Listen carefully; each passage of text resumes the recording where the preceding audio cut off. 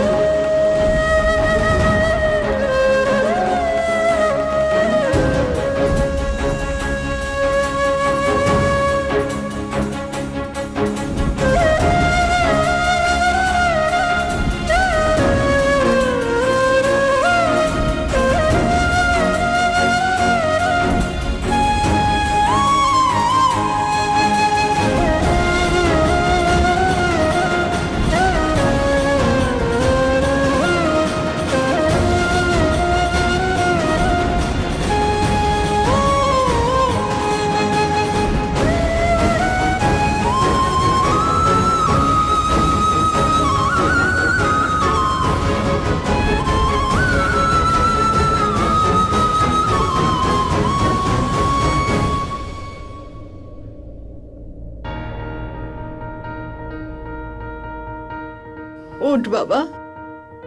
হর্ষ বাবা, বাবা এরম করে কাঁদতে না, জানকী চলে আসবে তোর কাছে। দিদাও তো আসছেই না। শোনো, রাজেশ দাদা তোমাকে সঙ্গে করে নিয়ে যাবে আর পুতুলকে নিয়ে আসবে। না, আমি ওর সঙ্গে কোথাও যাব না। আমি ওর সঙ্গে কোথাও যাব না, ওকে দেখলেই আমার রাগ হয়। শান্ত হও বাবা। আমি যাব না ওর সঙ্গে। কেন বাবা? আমাকে মারে, এরকম করে মারে, এরকম করে মারে। মা, ও আমাকে পাগল বলছে, পাগল বলছিল আমাকে। আমি কি পাগল নাকি দিদা? না বাবা না। ও আমাকে ওই কালো ভূতের ওখানে বন্ধ করে দিয়েছিল। দিদা ও পুতুলকেও বন্ধ করে দিয়েছিল। এরকম কেউ করে বলো? আমি কত ভয় পেয়ে গিয়েছিলাম দিদা। বাবা এমন করে ভাবে না। দাদা হয় না তোর, আর বড় দাদার উপর রাগ করতে নেই। এবার তো তোর জন্য কিছু করতে চায়। না, আমি যাব না দিদা, আমি এখান থেকে চলে যাব।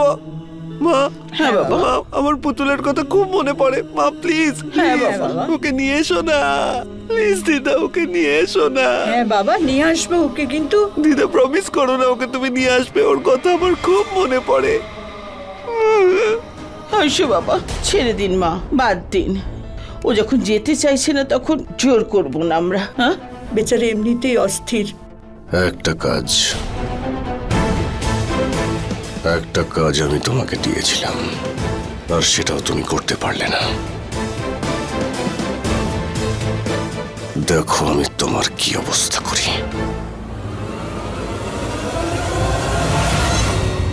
জানার চেষ্টা করো বন্দনা, আমরা কিন্তু এত সহজে হারতে পারবো না। আর এমনকি আরো একটা জীবন বাঁচাতে হবে আমাদের। আরে আমি রাজেশের সঙ্গে কথা বলার চেষ্টা করেছিলাম, খোঁজ নেওয়ার চেষ্টা করছিলাম, কিন্তু আমায় কিচ্ছু বলছে না। উল্টে ও আমার উপরে রাগ দেখাচ্ছে, কারণ আমি হর্ষের সঙ্গে কথা বলিনি ওর সঙ্গে যাওয়ার জন্য। আরে তুমি তো রাজেশকে ভালো করে চেনো না, ওর উপরে আমরা একদম ভরসা করতে পারি না। ও একেবারে জল্লাদ। কে জানে হর্ষের সঙ্গে ও কি করবে। এত রাতেই বন্দনা কার সঙ্গে কথা বলছে?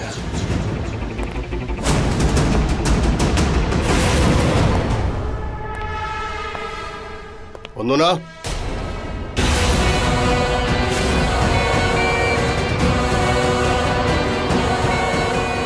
আরে এত রাতে বাইরে এই লনে কার সঙ্গে কথা বলছিলে?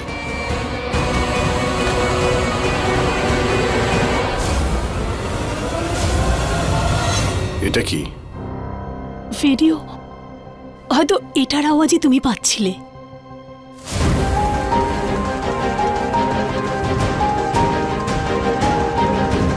ওই এটা কার্ড বানাচ্ছিলাম ভিডিওতে দেখে। পুতুলের পার্টির জন্য ইনভিটেশন? যত সব।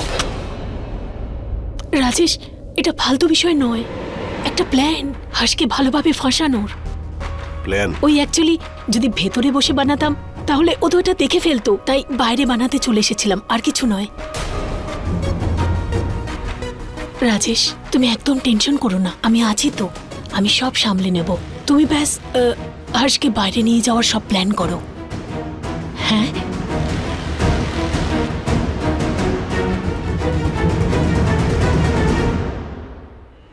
কি করব কি করি কিচ্ছু বুঝতে পারছি না।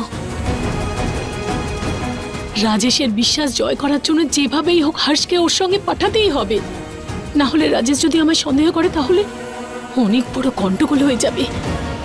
কিছু ভাব বন্দনা, কিছু ভাব।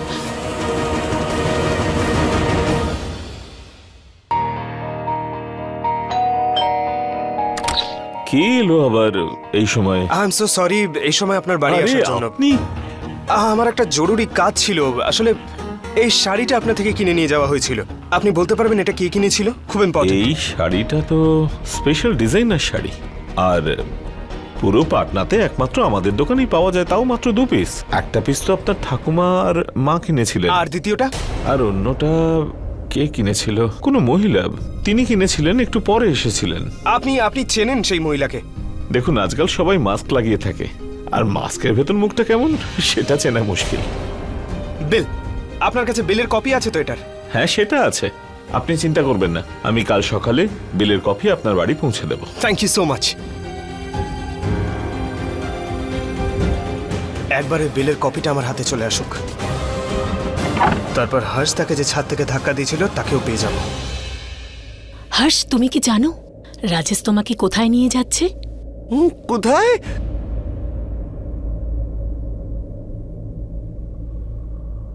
জানো কি, সারপ্রাইজ পার্টিতে। পার্টিতে জানো কেউ থাকবে? হ্যাঁ, ওই পার্টিটা শুধু তোমার জন্য রেখেছে। আমার জন্য ও পার্টি রেখেছে? ও চাইছে যে তোমাদের মধ্যে যা ভুল বোঝাবুঝি হয়েছে, যা ঝগড়া হয়েছে, সব ভুলে গিয়ে আবার এক হয়ে যাও। ঠিক আছে, আমি সবকিছু ভুলে যাব। সেই জন্য ও তোমার জন্য এই কার্ডটা পাঠিয়েছে। ওয়াও! জানো বন্দনা বৌদি, আমার পুতুল না খুব কিউট, খুব সুন্দর, ও সব থেকে বেস্ট। দেখো, আমাকে কার্ড পাঠিয়েছে, এটা আমার ফেভারিট কার্ড। বন্দনা বৌদি, রাজেশ দাদা আমাকে সত্যিই জানকীর কাছে নিয়ে যাবে না? হ্যাঁ, ও তোমাকে পুতুলের পার্টিতেই নিয়ে যাবে। যেতে যেতে মারবে না তো আমাকে? খুব মারে ও আমাকে।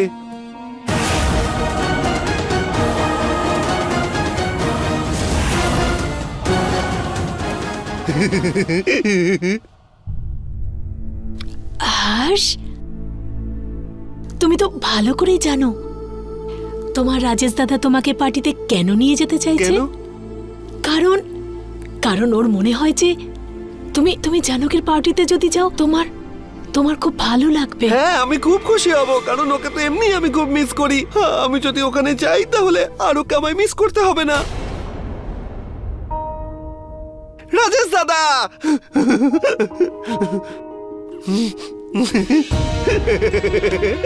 Thank you. আমি না আমার পুতুলকে খুব মিস করছিলাম। এবার তুমি ওখানেই আমায় নিয়ে চলো, আমি তাড়াতাড়ি জামা কাপড় চেঞ্জ করে আসছি। আরে না না না, দেখ, আমরা যেখানে যাব সেখানে অনেক নতুন জামা কাপড় আছে, তুই সেখান থেকে একটা না, আমার কাছে অনেক জামা কাপড় আছে, আমাকে পুতুল দিয়েছিল, ওইখানে আছে। আমি ওর ওখান থেকে পরবো। ভালো কিনে দেবো। হর্ষ, চল আমার সঙ্গে চল। ঠিক আছে, চলো। রাজেশ দাদা, তুমি কত ভালো হয়ে গেছো, তুমি তো গুড বয় হয়ে গেছো। আমি রাজেশকে একদম বিশ্বাস করি না। ও হর্ষের সঙ্গে যা খুশি কিছু করতে পারে। আমাকে খোঁজ নিতেই হবে যে রাজেশের মাথায় কি চলছে। আমাকে বাঁচাও পুতুল, আমাকে সাহায্য করো প্লিজ। হর্ষ,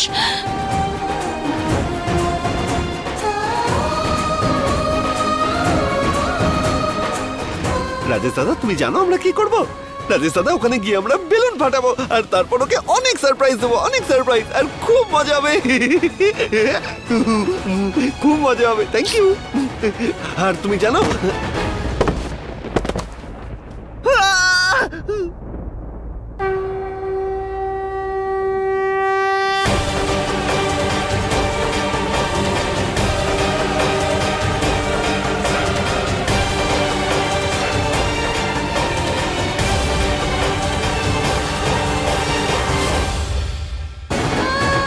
কেন মনে হচ্ছে হর্ষ কোনো বিপদের মধ্যে আছে? আমাকে খোঁজ নিতে হবে এক্ষুনি।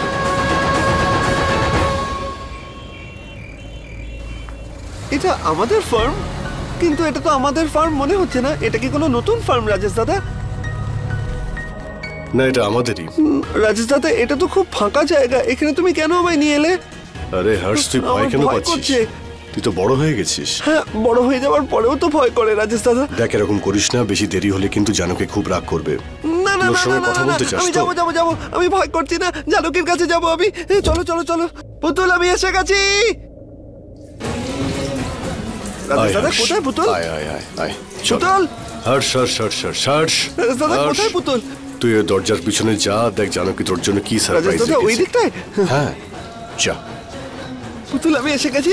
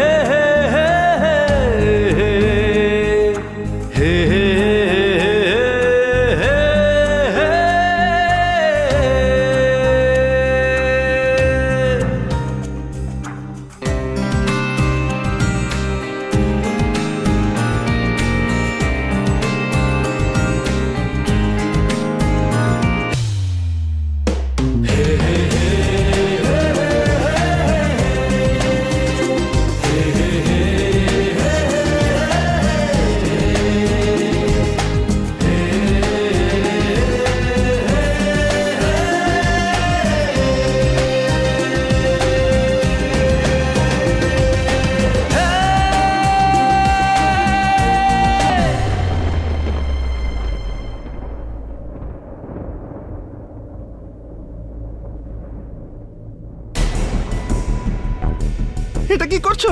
এটা কি করছো? হ্যাঁ, আমাকে ছাড়ো, ছেড়ে দাও। রাজেশ দাদা আমাদের বলো না আমাকে ছেড়ে দিতে। রাজেশ দাদা, রাজেশ দাদা, রাজেশ দাদা ওদের বলো না আমাকে ছাড়তে, বলো না আমাকে ছাড়তে।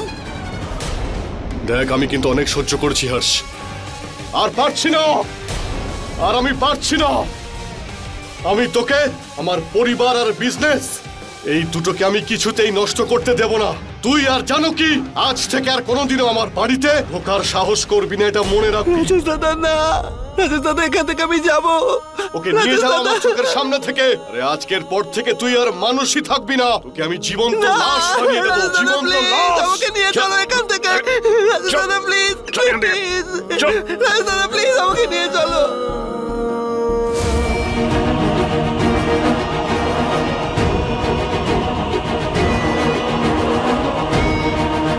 ওকে নিয়ে যাও।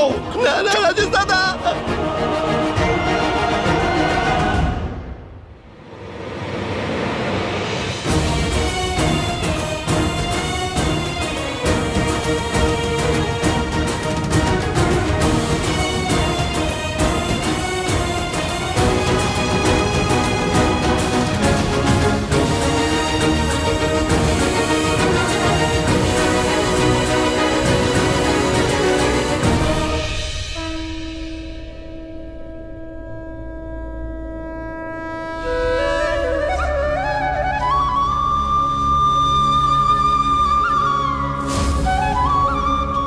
আমার মনে হচ্ছে হর্ষ কোনো বিপদে আছে। প্লিজ তুমি ওকে রক্ষা করো ভগবান।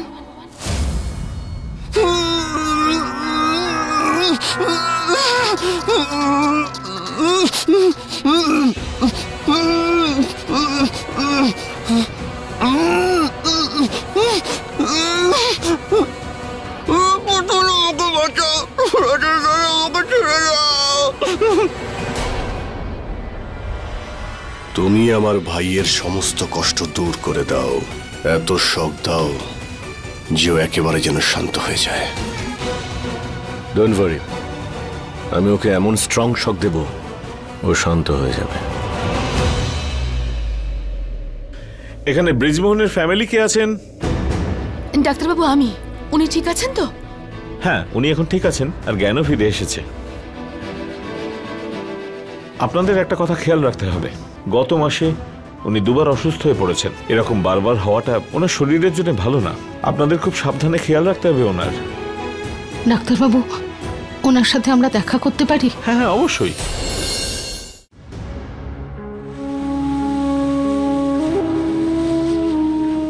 আমাদের বাড়ির কি হলো নিতিন? কোথায় থাকবো আমরা? বাবা, তুমি এসব কিছু ভেবো না, নিজের শরীরের খেয়াল রাখো। আর তুমি জানো, ওই বাড়িওয়ালা একটু ভুল বুঝেছিলেন, তাই আমি আর নিতিন ভালো করে কথা বলে নেব, ঠিক আছে? কোনো প্রবলেম হবে না, সব ঠিক হয়ে যাবে। তোমার ছেলে মেয়েরা সবাই একদম হিরে হিরে, ওরা সব সামলে নেবে, চিন্তা করো না। এ তো সর্বদা আমাদের ঝামেলা দূর করতেই চলে আসে, আজও দেখো সঠিক সময়ে এসেছে। Thank you. বাবা, আমি তোমাকে কি করে বলবো যে তোমার সমস্যার কারণই হলাম আমি। জানো কি মা, তুই হঠাৎ করে এখানে এলি কেন?